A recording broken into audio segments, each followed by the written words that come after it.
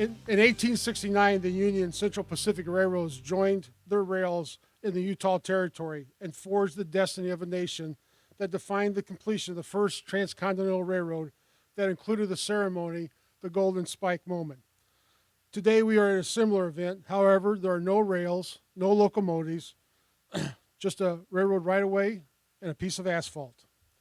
After years of planning and urging of Mitch Barloga, the transportation planning manager for Northwest Indiana Regional Planning Commission, representatives from Munster, Cherville, County of Lake, Crown Point, and the Land Park District got together and talked about the idea of constructing a continuous bike trail from the Pennsy Greenway in Lansing to Crown Point. Was this a dream? Yes, it was. Today, in an editorial article that I wrote for the Northwest Indiana Times, I started the article by saying a quote from the Disney company: "If you can dream it, you can do it. Always remember that this whole thing was started with a dream and a mouse." I ended the article by writing, as Disney stated, with a dream and a mouse, the Pennsy Greenway started with a dream and a line on a map. The Pennsy Greenway, with its connection to the other major trails in this region, will serve as a destination conduit, bringing visitors to our communities. Today, it is our Golden Spoke celebration. We join a handful of communities that have a trail crossing a state line carrying the same trail name. And this trail, the Pennsy Greenway, connects two towns, two states, and in the future, a nation. Yes, I said a nation. The Pennsy Greenway will be part of the American Discovery Trail, a 6,000-mile trail from coast to coast. This is a fantastic day for our region, a fantastic day for the village of Lansing, town of Munster, and the Land Park District, and the users, the cyclists that are here today. It's our dream. Hopefully you'll use it. It's your facility.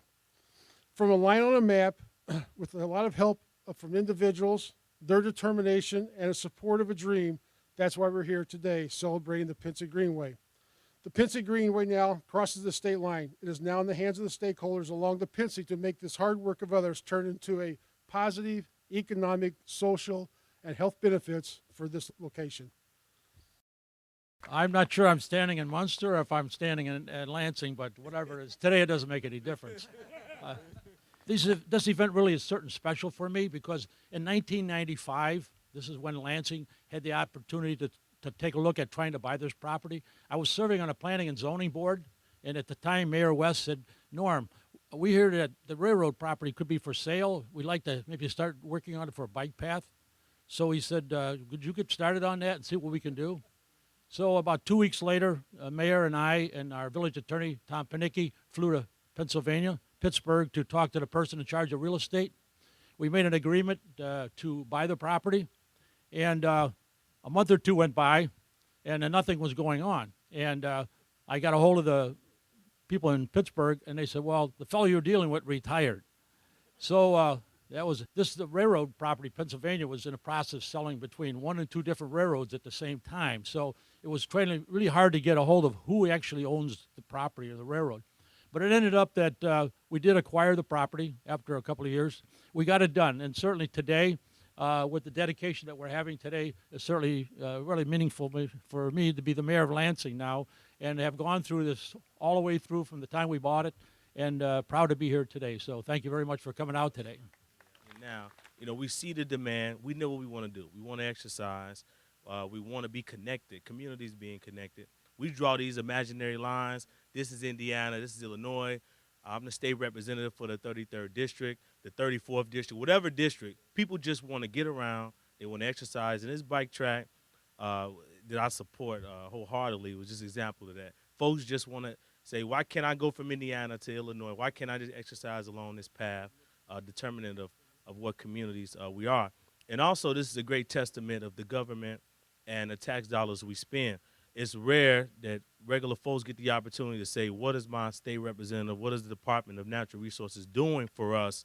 I pay my taxes. This is a great example. Government coming together with one cause just to get things done. So thank you to the department. I'm very supportive of it. City of Lansing, residents, Indiana. You got great representation. You got great departments working for you to get things done. So all the best to you. And I'm ready to, I got to get my bike out of with the cobwebs. I haven't rode a bike in a while, probably since I started driving. I haven't ridden a bike. So But I'll get my bike out and you'll see me along this track at some point. As John said, today's dedication is a result of a lot of people's efforts from both states, our locally elected officials that I represent us the state for supporting the grant funds that went into this project. I can't thank enough the two Department of Natural Resources and their representatives, NERPC, our planning agency, and the Light Group on the Illinois side, and finally the locally elected officials from Lansing to Land Oak Park District in the town of Munster. We share a state line. We have people who play ball across the street. We have fire departments, our park departments, our public works departments. Everybody works together. The two communities administratively work to solve problems. And most of the stuff is not quite as public as this is today. It's behind the scenes, it's quiet, but I think the residents of both our communities appreciate it, and they certainly have come to expect it of us to do these things. For those of you that work in the public sector, you know, we're often criticized because sometimes things we do take too long to accomplish. Those of us that are involved in the day-to-day operations know that many of the things that we try to do are complex, involve many different agencies. It was planning to ensure that it's a quality project, more importantly that it doesn't fail, and most importantly, it's the hardest thing to find is that scarcest resource of all, money. All right? This project has gotten some great publicity. It's a good example. But how it goes back is kind of interesting. John talked about it being a line on a map and everything else. Let me tell you a little bit about our side of the line for those of you from Illinois. When I came into Munster, Munster was known as a community that had a lot of bike paths. We had about 35 miles of marked on-street paths, nothing off-street that I could remember offhand. It was part of the long-term vision of the Park Board, our Plan Commission, and the Town Council that they wanted to keep this moving for the better quality of life of the community. The problem I found was we could ride around in subdivisions, a little bit like kind of going around in circles, but you couldn't really go anywhere. You couldn't leave town very easily, and you couldn't get to some other parts of town without having to take your life in your own hands and go on some very busy streets. So in the late 80s, we put together what I thought was a rather grandiose plan. Some people thought it was crazy, but our plan was we were going to interconnect Munster. We were going to connect to the state of Illinois. We were going to connect to Hammond, Highland, Cherville, Dyer, Linwood, and Lansing. We were going to connect to everybody over a period of time. Some people liked it. Some people thought we were nuts, but we went ahead and started doing it. In the early 90s, we applied for one of the first federally funded bike grant programs that was out there. My recollection is we asked for like $3 million. My biggest mistake was I didn't ask for $6 million because we got all our $3 million. We figured we'd get $1 million of it or something like that. We made that mistake. That's what I learned. You always ask for more than they tell you can ask for. We got the $3 million. We then matched it with about 1 penny of local tax dollars. We used a matching grant from our Munster Civic Foundation, which was created back in the early 90s. So without using a dollar of taxpayers' money, we put in over $3 million worth of off-street paths and everything else. And from that time forward, we've been building paths. It's like everything else. You do the easy stuff first, and now you come to the hard things. This is one of the hard things that's out of the way. Later this year, we're going to connect the next phase at the end of this path, continuing down the Pennsy path that'll continue to just north of 45th. Now comes the hard part, getting across 45th Street, which will happen when the grade separation goes through at 45th and Calumet, hopefully starting in 2015. Big problem with that is that scarcest resource of all. We need about $40 million to get that project done, but we're working at it, and the state's been very helpful. When the Pennsy was abandoned in the early 80s and sort of sat there, we were talking earlier about when was the last time a train ran down there, and nobody really is sure. We had trains that run up to where Munster Steel is back in the 80s and down south to the recycling operation over on the boulevard. But things began to happen. First, the Pennsylvania gets split up between the Norfolk and Southern, or Norfolk Southern, Norfolk Western, and we get it. We then approach our people to try to buy this thing. We talked about the large grant. We decided to go ahead because we took an opportunity. We saw an opportunity and we took it to acquire the railroad right-of-way quickly from the railroad before it got involved in another process that would have taken us probably 2 more years to get. We actually paid with our own funds for our share of the right-of-way.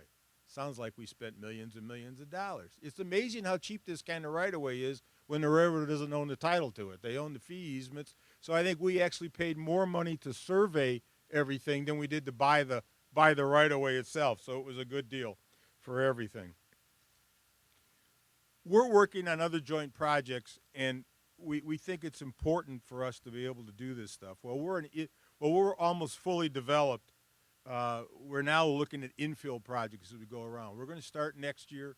We want to try to connect our areas on the southwest side of town to bring them over. What's in front of us? The CSX railroad. The railroads are the things that created and made these towns prosperous, and now they're the things that we have to work through to continue into the next generation as we go along. So we're a long way from being done, but I can tell you that I think the hard work of all the people and many, many people before them that I mentioned, we're much farther along than we were 20 years ago and certainly 30 years ago.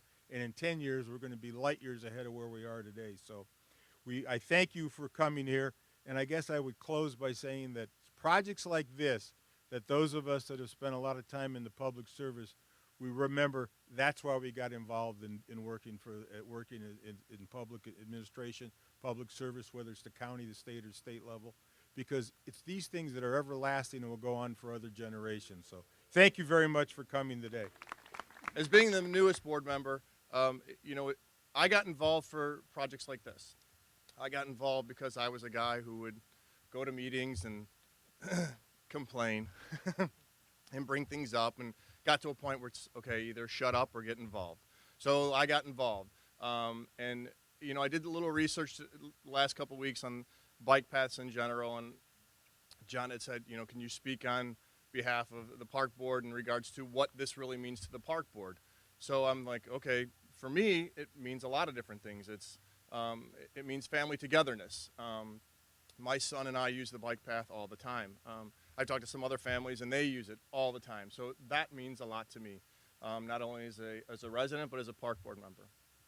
It means exercise. I see people walking it all the time. So it just brings, I think, both communities, both towns together.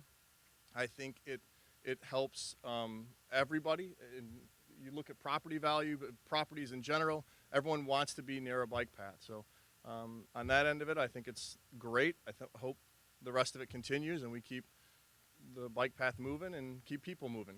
So thank you. First of all, I'd like to pass along greetings from Indiana Governor Mike Pence and Indiana DNR Director Cameron Clark. They could not be here today, but they're here with us in spirit.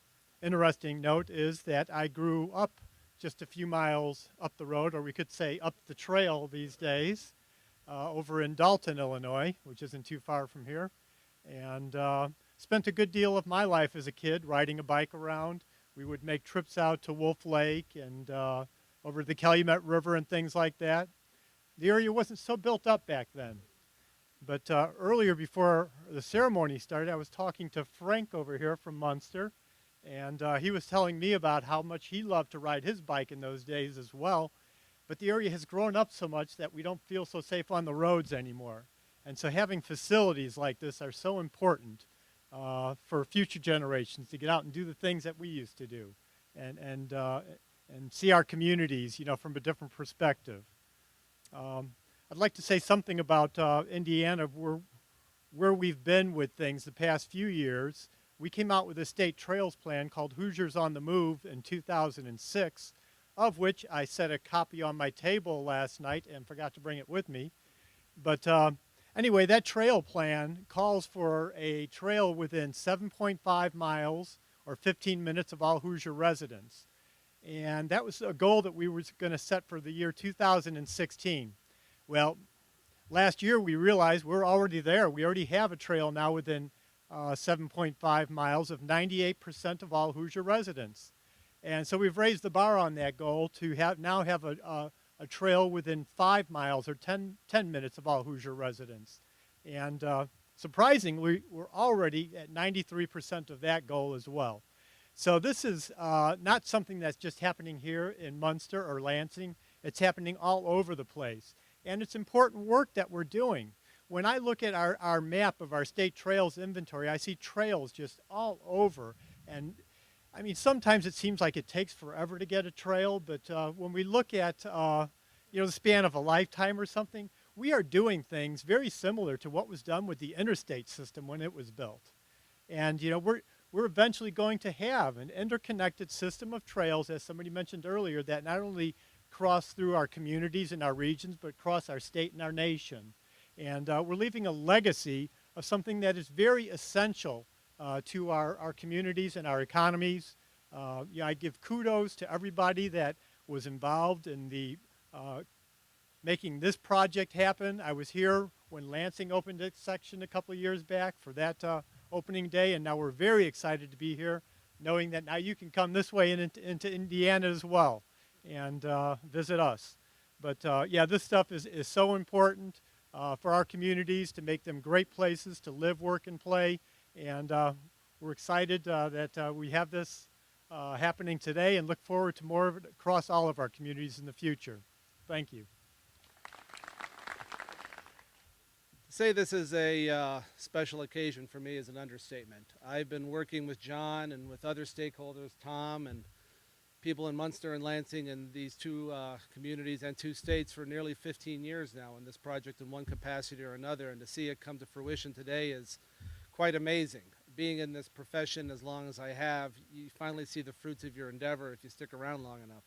And speaking of which, I want to make sure I get proper kudos as well. NERPC has been a staunch advocate of regional transportation, including non-motorized transportation, for 30 to 40 years. And one of the first people to really work on this is my boss today, Steve Strains. Steve was the first one to really work on a bicycle network map in Northwest Indiana when he first got on the NERPC, and now he has ascended to deputy director. Not sure if that's my path in life. We'll find out. But as it is, Steve has been a great inspiration, and wonderful that he's here. And really all the great heavyweights are here, and I'm really appreciative of them all. I want to also recognize two people that I've worked with very closely here. Durs Anderson of Open Lands. He's taking a picture of me. Hi, Durs. And if you don't know Durs, and the work he has done here on the Grand Illinois Trail has been amazing, but probably not as amazing as George Belovics. And where's George at? There he is. Hi, George. George is with the Illinois DNR and has been working on this project forever. Really one of the largest contiguous trail networks in the country is what they're looking to put together. I worked with Ed Pazel with South Suburban Mayors and Managers for many years. Where'd you hide, Ed? There he is.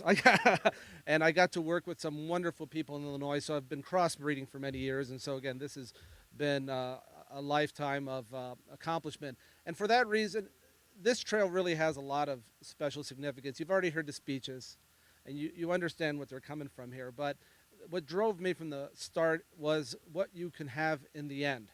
A contiguous 50-mile trail from Navy Pier to Crown Point, and even beyond.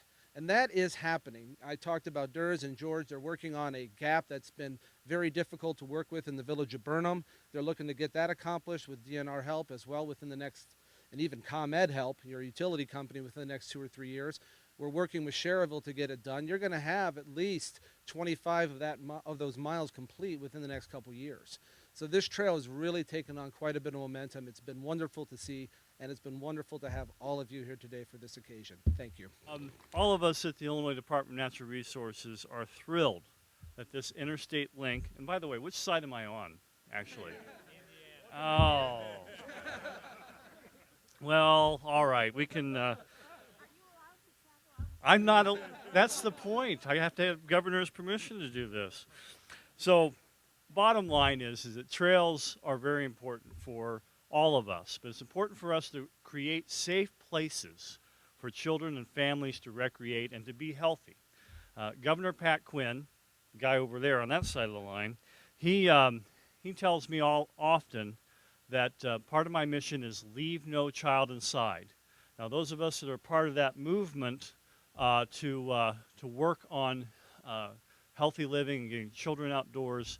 That's not an uncommon buzzword or buzz phrase, but Leave No Child Inside is the directive that we have, and we need to work very hard at getting work like this done so that we can make that happen and provide parents with good opportunities and access, because it's about access, to get children outside and have those recreational opportunities. All of us at Illinois DNR have been heartened with the cooperation, the work, the intergovernmental agencies all working together to help make this project a reality. Our staff always stands ready to help coordinate and facilitate planning and development on our trails. Everyone here today knows how important they are, but we need to spread the word about the broader involvement, a broader audience that trail projects like this one benefits. Communities also benefit, and we need to get the word out there. One thing that we recently have seen is a survey that talks about how residents feel about their trails. I think it's very interesting to know that 95% of residents in this survey were supportive of their trails. Over 80% of the residents and 90% of the trail users agreed that trails are positive for the community. And we need to get that word out there and to make sure that we have support for more funding, for more cooperation, and to make sure that we know that we're working on these kinds of issues. Regional trail systems like this one that link communities are a great addition to the trail networks here in Illinois and Indiana. And the Pennsy Greenway connects the Burnham Greenway that was just mentioned with the Grand Illinois Trail all throughout Illinois, northeastern Illinois, and northern Illinois. We've worked very hard to get that project moving, and we want to interconnect all of these without further delay. So we're working with a variety of local partners to expand trails in northeastern Illinois. We're working on a project called Millennium Reserve. We're trying to focus on the Calumet and make all these trail connections. And within the Millennium Reserve, we've identified 53 miles of trails that we can connect with a few short connections like this one to expand the possible regional impact of our trails. I want to thank all of you for your advocacy and your support of trails, and thanks again for the invitation to join you today to celebrate this momentous occasion. Thank you.